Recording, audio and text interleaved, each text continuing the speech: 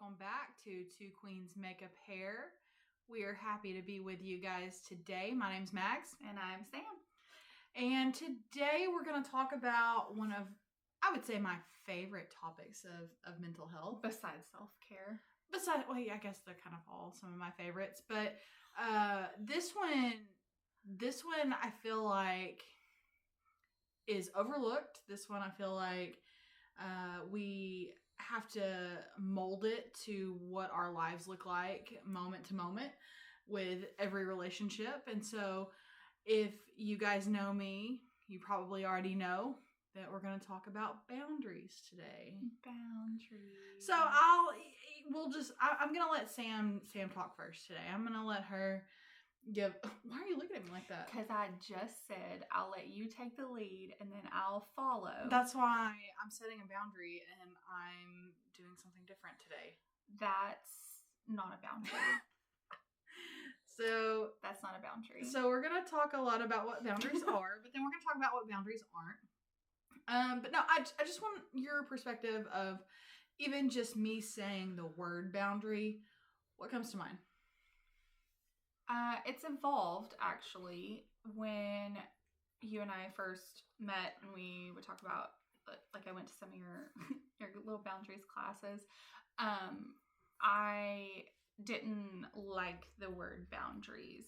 It was something that was kind of like, this feels a little icky. What do you mean by icky? I'm curious what you mean by that. So probably because I didn't have very good boundaries when we first met. General, sometimes I still don't have very good boundaries. And I'm kind of a people pleaser. I want people to be happy. I want people to feel included and loved and taken care of. And sometimes that has crossed over where I should have had boundaries. So when I first really started digging into boundaries with you, I was like, this feels rude. And this feels like, why wouldn't I keep being this is me. Of course I'm going to take care of people. Of course I'm going to let people walk all over me, yeah. I guess. But that was in my household where I grew up, my mom and my dad, nobody had good boundaries. And so I didn't learn what that was. Yeah. So icky is like you didn't want to feel guilty, or you didn't want to feel like you were being rude, or yes, come across because as God forbid a Southern woman be rude or aggressive, loud. Yes. So I was supposed to be a leader, but not rude. So now when we talk about boundaries, unless you say, I'm setting this boundary and you're going to talk first, for the most part, I really appreciate boundaries, and I really appreciate what it looks like for our space and our bubble, our little world. Yeah. And showing our kids that that's okay too. Are you already crying? I'm already crying. There's been a lot going on in the world, and it's just, it all feels heavy. Which I definitely think boundaries are a prime tool to have when we think about what we can and can't control. Yeah. And see, crying. I like to tell the story and the analogy of what I think of when I think of boundaries before we really dive into the different boundaries that we can set. Are you going to talk about fences? Well, a little bit. I like, it's going to blow my well, I was just wondering, if you weren't, then I would. Yeah, we're going to talk about some fences. So, but I like to think of boundaries as someone holding a shield. So if Sam is sitting here holding a shield up at me, I can sit here and I can throw rocks at Sam all day long. In fact, there's not a lot that she can do to stop me from throwing these rocks unless she just knocks me out, which don't be violent. Sam, don't be violent. So I can sit here and I can throw rocks all day long at her shield. And if she's holding her shield up, she's going to know that the rocks are hitting that shield, but she's going to also recognize that they're not hitting her. And I like to think of the shield being the boundary because it's something that we can put up. It's something that we can put down when we need to. But just because you throw the shield doesn't mean that you have to throw a sword. Right. And holding that boundary up, holding up that shield, the hope is maybe I recognize someday, I'm the one throwing the rocks and I'm really tired. The hope is that somebody recognizes that they're causing harm to someone else. But that may not always be the case. But Sam knows, okay, these rocks are hitting my shield, but they're not hitting me. And so my control is not whether Maggie throws or doesn't throw the rocks. My shield is just how I'm going to respond and how I'm going to protect myself in that situation. Oh, can I follow up on that? Yeah. Something that I've sort of never thought about until, and I've heard you use the analogy before, but like Roman soldiers, they would put their shields together. Yeah. And come together. Love that. Yeah. And so, like, I was thinking, like, man, my arms would be so tired if I was holding my shield, because your stamina to be a rock thrower might outlast my stamina to hold my shield. And so, like, how Romans would line up and put their shields to protect each other too. And so, like, that like image just came into my head of when someone does set a boundary and we want to love and support them, come beside and like help them hold their shield, help them hold their boundary, to hold that accountability. I'm gonna steal that. You go ahead. I'm gonna steal that because I like that too. That we don't always have to be 110% all the time. You can't. And having the positive people in your life that can keep you accountable, that can hold you up, that can almost hold your shield up in a way for you. Like that's really cool. And in some ways, we kind of do that in nursing. I'll have a patient and their family member is exhausting the patient, and so we can suddenly enforce visiting hours are over. We can enforce rules that need to set and be the bad guys, kind of, so the patient doesn't have to be the bad guy, and feel whatever the icky feels of the boundaries are and let them rest. And that's like my really practical way, but just the thinking about the Roman soldiers who would come beside and put their literal shields up to protect each other. And so Sam mentioned the fences, and that's another good analogy to use for fences. But, I think sometimes the conception is like, I hear this a lot, I'm going to put up a wall, or my walls are up. And I can imagine that for some of you guys that are watching, it's been easier to just throw some walls up. Why do you imagine that? Well, because that's kind of what I have done. And I will say, and I think you would agree, like I'm getting better. Oh, yeah. At having shields instead of walls. But walls are permanent, and walls are these fixtures that we can't get through very easily, or we can't take down very easily. And so we don't always have to have our boundaries up. We don't always have to be in this like rigid state, this hyper focused, hypertensive state of mind. And I think sometimes that is necessary to have like very, very firm walls, a thick shield, like living in a boundary versus now I'm going to move to, outside of this compound, like your mental compound, and say, okay, I am strong enough now that I can live in a place that doesn't have a brick wall. I can live in a mental space that is fences with gates and maybe shields up and down. And so I think it's sometimes for survival and sometimes for Yeah, so you hit a key factor there. Our fight or flight really helps us throw up some walls when we need to do that. And so when we think of walls, in another term of that would be like the barbed wire fences. Yeah. It's hard to get past, and it's hard to let anything out of and that. Get over. Like it's hard to get over. Yeah, absolutely. Metaphorically and like physically, it's hard to get over putting a wall up. One of the most common threads, a common thread of information that I get from clients is when I ask them what do they think a boundary is. And sometimes it'll start with, it's when this person does this, says this, whatever it may be, this other person's action. And so, I'll let them talk and let them finish what that statement is. And then I'm like, okay, what is it from your own perspective? Mm-hmm. Because if we're looking at boundaries as what I want this other person to do, then you're worried about me throwing the rocks. Right. Then Which I don't want you to throw rocks. Yeah. I don't want someone else to be bad. Bad's not the right word. Making poor choices that hurt me. Yeah. But the only thing, obviously, that we can control is what we physically have within our reach. Yeah, and so the fences and the shield help us see, like, okay, what is within our control. Mm-hmm. Because when I get that perspective of like, okay, now what is something that you can control in this, it forces people to recognize, well, then I can only control what I say mm-hmm. and do after the fact. And it's like, yeah, I mean, you can set a line all day long. You can't control if someone crosses and walks over that line. But what are you going to do differently, or what are you going to do, and how are you going to respond if someone does cross that line? What does that look like? So, can I ask, and obviously, let me just say, we actually don't practice. We just get in here and we start talking, and it's a conversation and a vibe.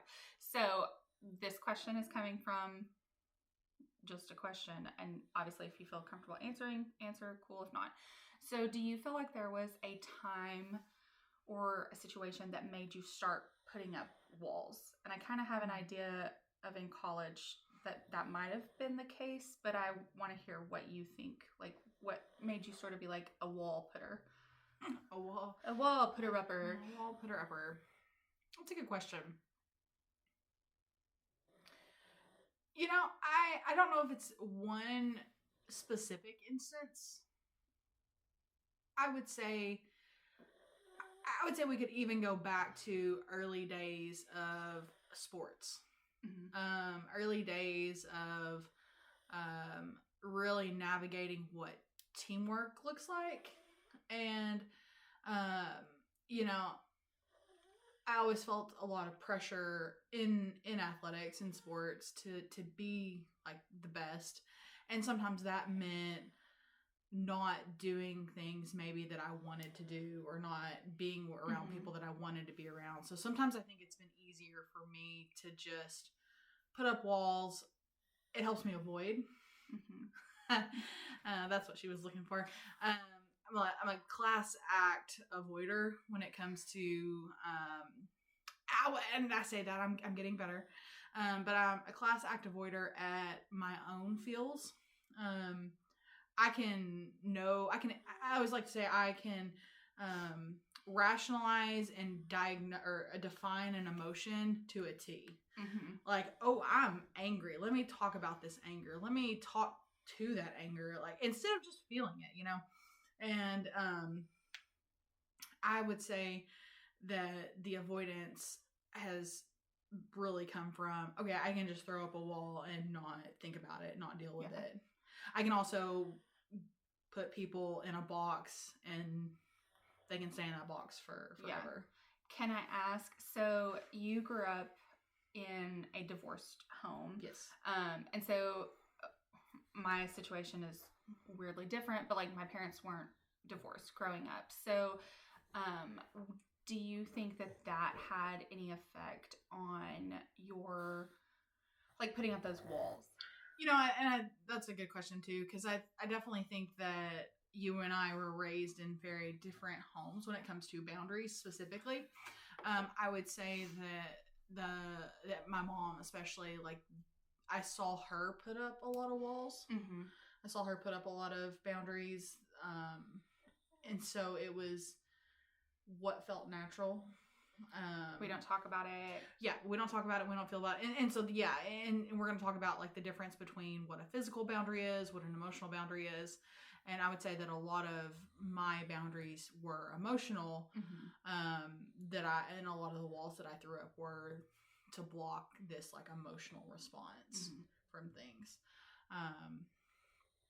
I wanted to also be liked, you know, like, I wanted to... Which is very different, though, because, like, you were liked. You were athletic and you were cool. But it was this pressure to feel like that, and this is from me. Like, obviously, if your friend's watching this wasn't anything, or parents watching this, like, this wasn't anything you guys did or didn't do. One of us was a nerd and one of us was cool. But it was like this pressure to be liked and to, I don't want to even say be popular, but to have friends and to do well in relationships. And so sometimes the pressure of an expectation of thinking about what other people wanted or needed came before what I wanted or needed in moments. And it was similar, and I guess in a sense of like, okay, how can I make this person proud of me? How can I make this person happy for me, or, you know, whatever the case may be. But I would say that the emotional boundary, I got really good at putting up walls around that to just not feel when we needed to feel. Can I ask about Rachel? Is that allowed? Like when you guys, so you lost a friend, a very, very close friend when you were in college. Did that shift your ability to put things in boxes? Or was that something that you were able to, you had been so like accustomed to avoiding emotions? Like, how did you kind of deal with that was the first time that I think people in the general public saw me cry. Yeah. You know, like, I don't ever remember being emotional. I'm crying for you. No, like, it's okay. I don't remember a time before that where I just cry. And again, nothing against my mom, nothing against, I know Dad's going to watch this, nothing against you. It was just, we didn't feel feeling. It's like, I mean, I know we did, but we didn't talk about it, and we didn't. Right. And especially I lived mainly at my mom's house and then went to Dad's every other weekend and, you know, things like that. I would say more at Dad and Susie's emotions were accepted. I don't know if it was because there was just a lot of things going on. There were 3 girls in the house, dogs, you know, like it was a lot. Poor Dad was the only and you guys were kind of the, not just you and your sisters, but you had it, from what you've told me, like you've had friends over like constantly. Yeah, we so like it was just girls. Like a house of girls all the time. And that's sometimes hard in those cases, sometimes hard to navigate boundaries. But certainly a lot of emotions involved in that situation. So when I would go back to Mom's, I don't ever really remember seeing my mom cry. And now that I am a mom and now that I've been through a divorce, she probably was.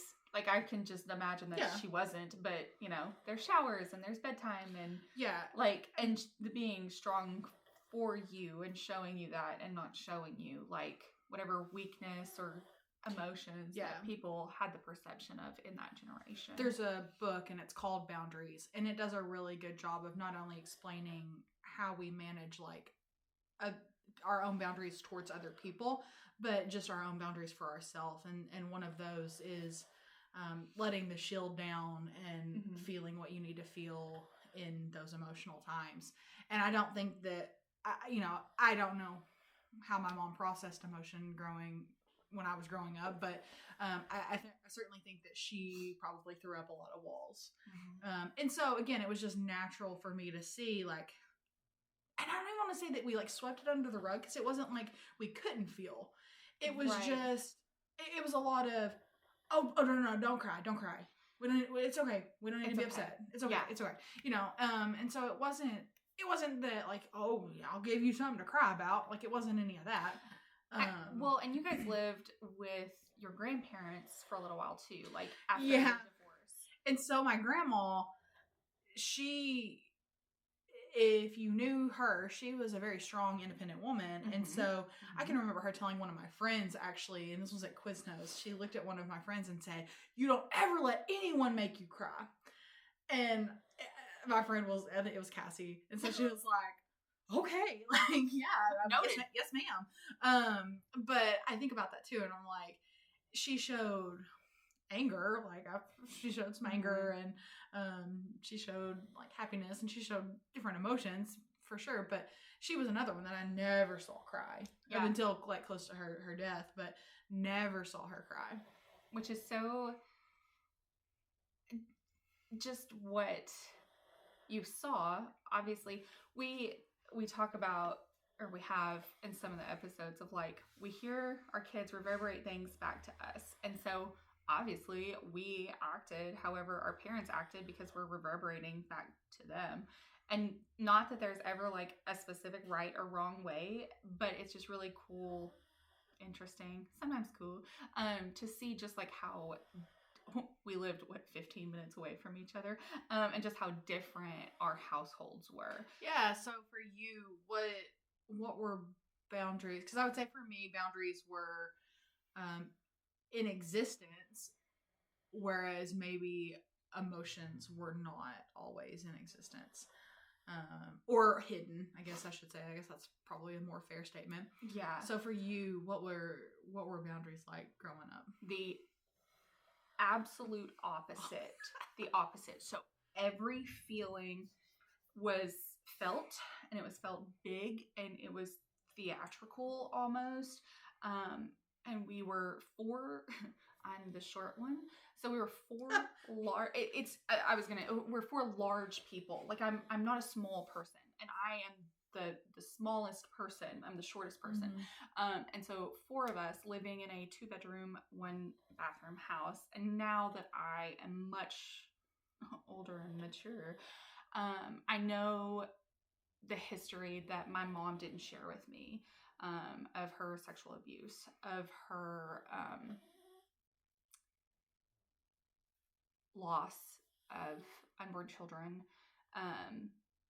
and what that looked like. I didn't know about my aunt's sexual abuse. Now, she didn't live with us, but like it really impacted. That's my dad's sister. It really impacted like how my dad raised us, because he knew what really bad things could happen.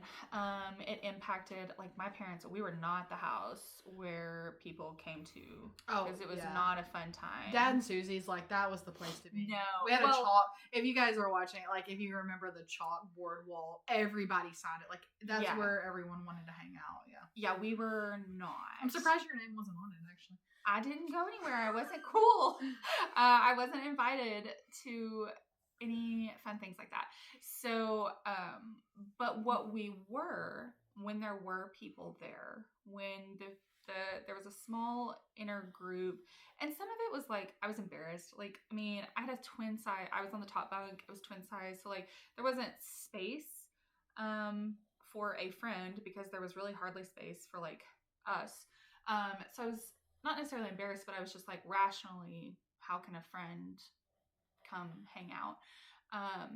But I will say, when there were people there, it was this, there's always room at the table. My mom, she didn't ask questions, and which is so, it's like there were some things that were questionable, and then some things she just totally accepted. That's a different episode, I guess. But I remember my friend Jack, and Jack in high school was this tiny little human. I promise I'm going somewhere with this. So they didn't want to go to prom, and they wore blue jeans because their parents made them go to prom, and they just sort of like sat on the outskirts. And I have always, and still think, Jack is the coolest punk rock badass person in the world. One of these days, I hope they see this, but we still talk. I still tell this person this. So I, being the person that I am, I just picked them up, and I was like, it is now time to dance, and come dance. And so that was like, I had no boundaries, because no one expected me to. Now, hindsight, that worked out really well in my favor. They had a great time. But I didn't have boundaries for myself, and I didn't know that anyone else might have them. If you're watching this, Jack, she has better boundaries now. Mm-hmm. So in that, Jack, I keep saying they go by they, them, and that has never been an issue. So like, Jack came to visit, after, like, we had all started college. And so at this point, Jack had one shaved totally shaved half of their head. And the other side was like this green mohawk, fabulous punk rock hair, and this badass leather jacket with all these pins and spikies and all these things. And my mom scooped up Jack, no questions, No boundaries. no boundaries, and was like, oh my gosh, come here. Come, like, I'm your mom now. Jack had great parents. My mom just thought if I was bringing people around, they needed a hug, I guess. And so my mom was like, I love your jacket. And I'm like, this is Jack. And my mom was like, of course it is. This is Jack.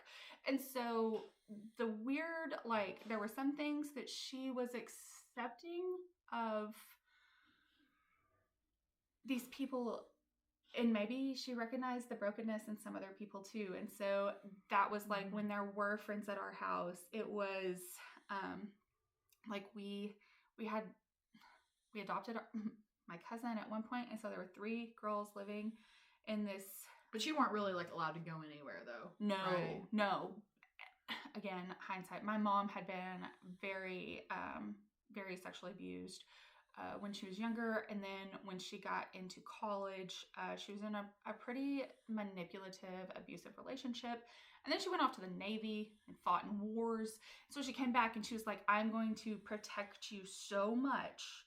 So that's interesting too. Like, in a way, you had really she had really rigid boundaries for you, but in the home there were no boundaries. Yes, so we didn't know how. And so I remember, like, they would fight in front of us. They would feel all these, every feeling would be felt. I would know if they were fighting about finances, if they were fighting about, you know, the car, the whatever it was. Like, they were so transparent in all of those things, to the point that, like, later in life, I was married.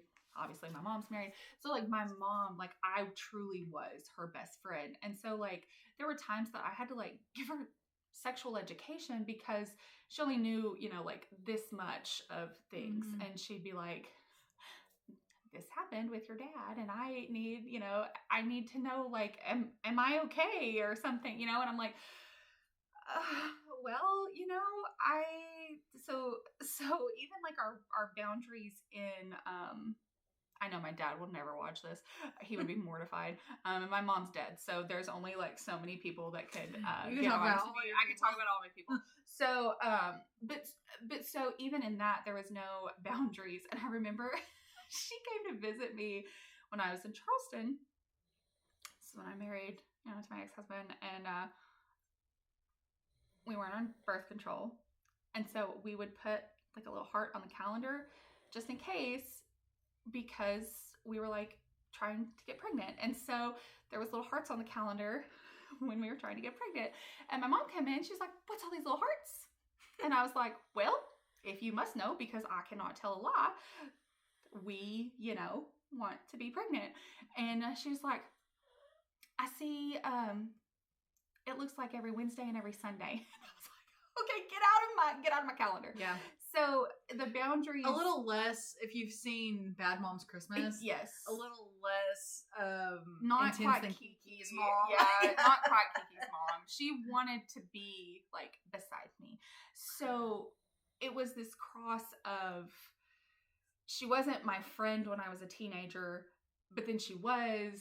And so, which was that confusing? Was that a weird time? She wasn't so she and my sister were like best friends when my sister was a teenager, but I had a boundary. So I actually like wasn't best friends with my mom when I was a teenager, because I found out that she had like lied about my dad who raised me, was not my biological father. And it was this whole thing. I've been in therapy. Not with me. Not with her. So I set sort of this boundary. I set a boundary and I didn't realize it. Look at this. Look at this growth. I was not going to be home. Like, I wasn't going to, so that's when I worked full time when I was in high school. I played sports. I was in theater. I did every possible thing to not be home. Now, my mom was my biggest cheerleader. She was at every one of these events. But I think a little bit of me, I was like, can you keep up with me? Mm-hmm. So it was, I mean, obviously I really loved doing all these things, but I was like, I'm not going home. Yeah. I would request to work until close, and at Wendy's that was at 2:00 in the morning. So then, like, if I got grounded, like I would get my car taken away, and then I would request to work until 2:00 in the morning, even more. A little manipulative, aren't you? I was really mad, Yeah. and I didn't get the opportunity to like work that out. And it was just supposed to be, see, and this is where it was, like, if she did something though, I was supposed to just accept it because she was the mom, because she said, because it's what was best for me. And I beautiful statement, because that certainly goes back to generational. Oh yeah. You know, the millennials of the world were expected to not ask the why. Yeah. We were expected to just, and that was at my mom and dad's house. Yeah. It was expected, here's how it is because I said so. And we all went, okay. Whereas the younger generations, the Gen Zs especially, and I'm sure the alphas are going to really shine in this area, they want to know why. Yeah. Well, and they're not going to accept anything but why. So did I. Yeah. Like, I wanted to know why. And so my mom couldn't ever, and then she would switch. She was really, really strict on me, but not on my sister. She's 3.5 years younger than me. So, like, she was a freshman when I was a senior, and everything that was really, really strict that I wasn't allowed to do, she was doing it in 9th grade. And so they were besties, and I was not. I had my own guard up against, like, being friends with my mom when I was a teenager. And so then, what was the reason for that? Just because I found out, like, the and I didn't want to be like her. I didn't want to be someone who lied about such a big thing. And that was, like, always one of her biggest thing was, like, you will not lie to me. Like, do not tell me lies. And so to find out, she lied a lot. And again, I wish that she would have sat down with me and told me about, this is why I'm so strict on you, is because I know what it's like to be hurt. Yeah. But what she said was, you are so tender-hearted, this world is going to hurt you, and I'm going to put you in a bubble as best as I can. Yeah, and, you know, I would say, again, mine's complete opposite of that to a certain extent. You know, I wanted to be like both of different aspects of both of my parents. Right. You know, like, I loved the independence that my mom had. I really loved the independent, strong, assertive personality that my grandma had. And I love, like, if you know my aunt Amanda, like, we're best friends, and, like, I've always said, like, I want to be like her. There's so many, and then even like my dad, I too want to be like her. Like, I remember, like, he was my personal trainer growing up as far as, like, softball and disc and basketball, and so, like, there was this expectation of, like, oh, I can be like him in these athletic ways. Yeah. And he, I'm gonna butcher his work again.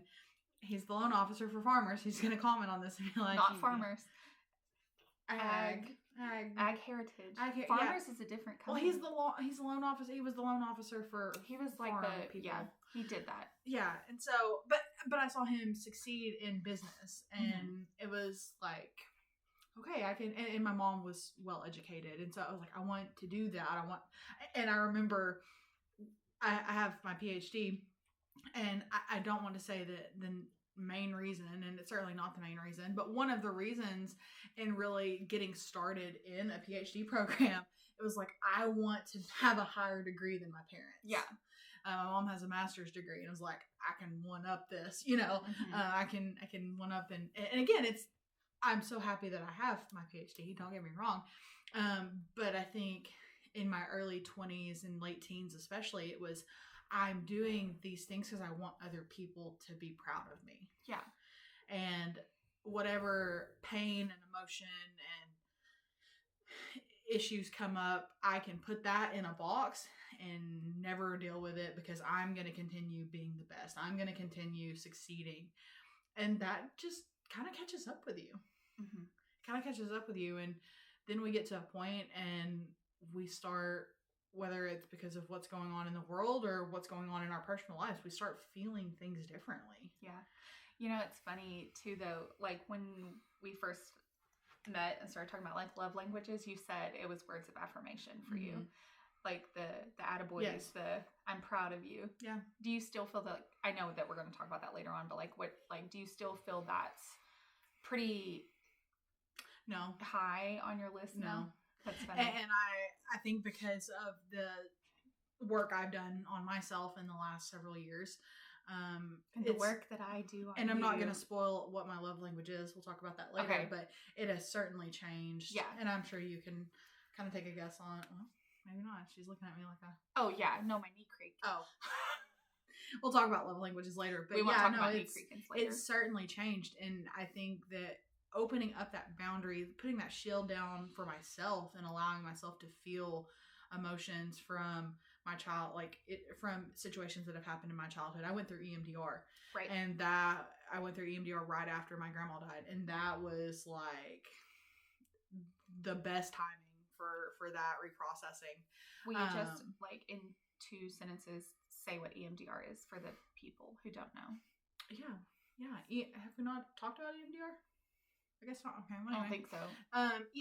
EMDR is eye movement desensitization reprocessing.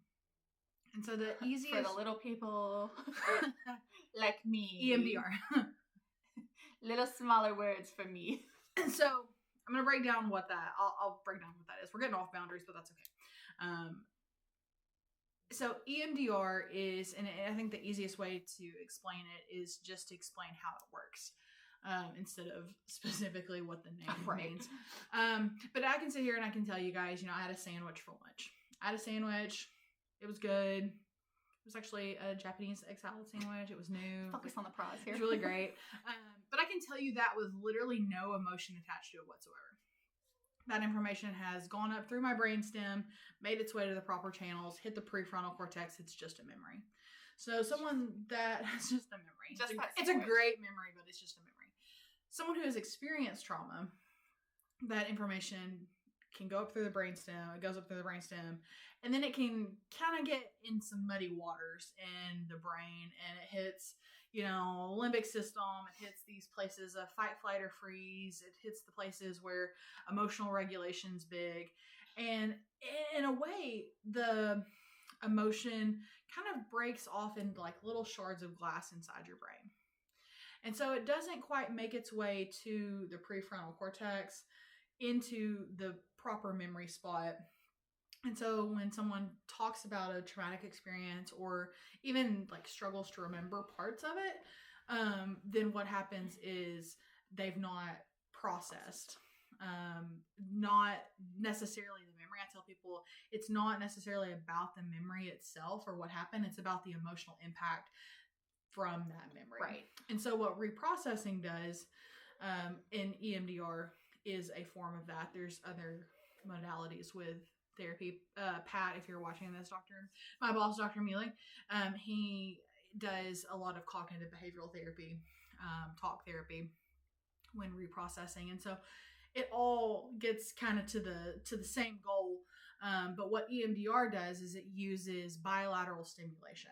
Mm-hmm. So I joke that's a big word for really not that cool a thing, but it's using both sides of your body. So if you see people like tap, that is bilateral stimulation. So you use some form of bilateral stimulation to open up the limbic system, open up the part of the brain that's basically where the emotion's stuck. Mm-hmm. And so when you do that, you create a highway into that prefrontal cortex. And so you reprocess, you feel the feels of the things that have happened and the emotional impact that it's caused you. And so when you're able to feel the feels from the trauma that happened, then you're able to reprocess and move it to where it's supposed to be. I also like the analogy of a glass vase. Everyone has a glass vase, and if trauma happens, yours is shattered. What you can do is you can put those pieces back together and recognize, okay, this is not going to look the same. It's not going to feel the same, but it mm-hmm. still can be a vase. And so when we process trauma, that's essentially in a way what we do. We have kind of our own different perspective of ourselves within the trauma. We don't change the memory. We don't put anything in someone else's head that's there, that's not there. But what we do is we change how we see it and how we feel it. So I was staying on boundaries here. If a person does not process trauma properly, what happens to the body? A lot can happen.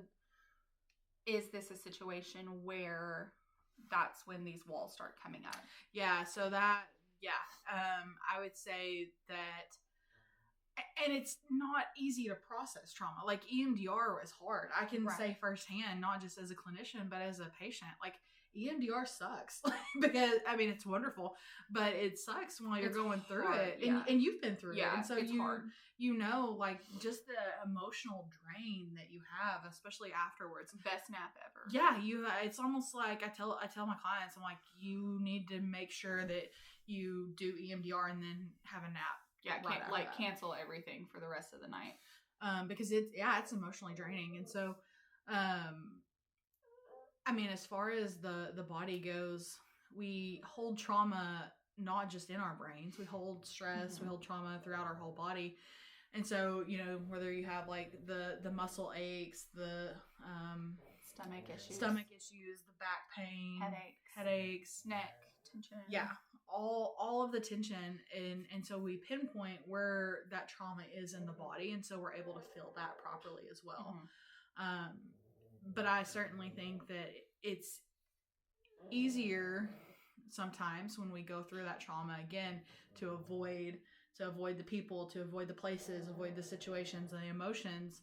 And I use trauma as a big word here. It's not just like the PTSD, life or death sort of trauma here. PTSD or trauma can be any kind of situation that impacts you in a negative way. Right. Were you finished? I'm sorry. Well, and no, I mean, I was just gonna say the boundary side of that. It's sometimes easy, especially when we avoid, to start setting up those walls and making the more rigid boundaries, or the complete opposite of that. Sometimes people, especially that are not raised in homes that boundaries are valued, that it's easy to just not have boundaries at all and not really know what that's supposed to look like. So, kind of a twofer here. What, I know that like one of the analogies that we sort of use with each other is that like I literally like came in and broke your walls down, your rigid walls. So that question is like, one, how did I do that? But in a way of like, I feel like I wasn't aggressive. So I hope I wasn't like aggressive and knocking down walls like I did Jack at prom. And then on the other end of that, you know that I have been better at boundaries. So yeah. So the twofer, how we've helped each other. Yeah. So I would say before Sam, I did not let a lot of people in. Again, people didn't really see me cry. I didn't really open up about why I was feeling the way I was feeling. I don't really know that I understood even myself why I was feeling the way I was feeling. Again, certain avenues of EMDR helped me kind of go back into childhood and reprocess some things that were blocked. But I would say that your persistence of you're going to talk to me. Yeah. You also, whereas like, I'm fine. Things are great. You would look at me and you would say, things are not fine. Whereas a lot of people in my past family, friends, they would just like, okay, like move on. I remember one time we were leading, was it the support group, I guess? And I looked at you, and we hadn't started yet, and I was like, your eyes look tired. Like, that was a different kind of, like... QPR. Like, that was a different kind of, like, questioning of, you're not okay. Yeah. And I remember, like, you had such a serious face all the time. I don't like to say RBF because I feel like that's not fair. It's not fair to say that women look like they're bitches because they just are sitting. But I do have some serious RBF. See, but I don't like it. Women can just sit without. They can just have a face. They can just have a face. But you were so serious, and you always looked, like you were on a mission. Focused. That's a good word. And I think that comes a lot from sports, and just always having to be focused, always having to be like mindful in the pressure of, okay, yeah, because people are watching you. People are watching, and if you have played sports, you're gonna fail. Like, it's not like you're not gonna not strike out or not gonna miss the shot. And so it was like, I know failure's a part of it, but it's not accepted. Like, it's not what's supposed to happen. And so I think that a lot of, again, what my face, I guess you could say, is just from having to be like that for so long. Yeah. I think too, you switched from inpatient, being a mental health therapist in an inpatient psychiatric unit where you have to be very, very rigid and very, very and before that, residential day treatment. Our color personalities later. Yeah. But like red, if you know your color personalities, like you have to be, there's no in between, because patients, especially in such a vulnerable place, can take anything that is said and it be out of context. And so being very precise, I think, is a good word. And policy just looks different. Right. And so switching, so I met you right after you had switched from inpatient. And we were friends for almost 2 years before we were like, oh, we like each other. But in that friendship, it was like, I was just like, I know something else is going on in there. Like, I know, and me and my persistency. It was watching you very slowly, because it was not a test of my fast times. It was a test of patience for sure, but very slowly, opening up. And it's so funny because when Maggie starts to open up, it is literally just like one little like dip at a time. And I am like, hello, welcome to my home. Welcome to the show. Welcome to the show. Like immediately. Which obviously, if you know me for 5 minutes outside of watching this, you know so much about my life. I know so much about yours. And that's just how it is. And so it has been really, really cool. I remember when we did first like start dating, and we just kind of weren't telling a lot of people yet. And on campus, someone came to me, because we were both, like, I was tutoring still, and someone came to me on campus and was like, what's going on with Maggie? Because she looks happy. And I was like, she has a facial expression. And so, but even from that, just like watching you literally open up and start to see you interact with students differently, and not, I don't know that anybody would say that you just have like the RBF. Like, I don't think anyone would be like, oh, she's so serious all the time now, which is really cool that you have to see that. Yeah, I definitely don't feel the need to seek validation from other people anymore. I still like to be liked. Like, I don't think there's anything wrong with that, but I don't think that there's this constant pressure to succeed for someone else's benefit. Well, you've done everything. You've succeeded. Well, yeah, yes and no, but I'm teasing. Now I not that I didn't do those things for me too, but now I get to really think about, do I want to do this for me, or do I not want to do this? Oh, what a boundary. What a boundary. But on the other end of that, you know, when we started dating, I remember several times the sentence, Sam, you know that's not okay. You know that's not right. Like, that's not okay. It would come out of my mouth when you would tell me a story. Yeah. Like my childhood, like my mom, different things. Yeah.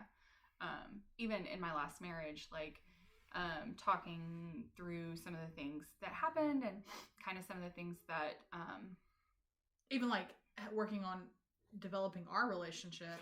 Yeah. She would tell me things from her marriage, and I was like, we can't do that. Like, that's not okay. We can't talk to each other like that. We can't do So what's things. funny though is, so I started practicing setting boundaries with Maggie because she is the person that I interact with the most and that I love the most. And so I was like, okay, I'm gonna start making boundaries. I'm gonna start doing this. And I was like, this table does not belong here. She was like, yes, it does. And one time she was like, I wish that you would stand up to me, like when it's something you really believe in, because like why would I want to be the one to step over you? And I'd be like, this time is the boundary.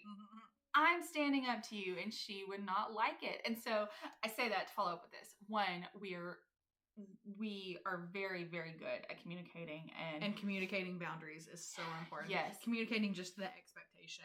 And sometimes we still get it wrong, but then we loop back around and we figure it out.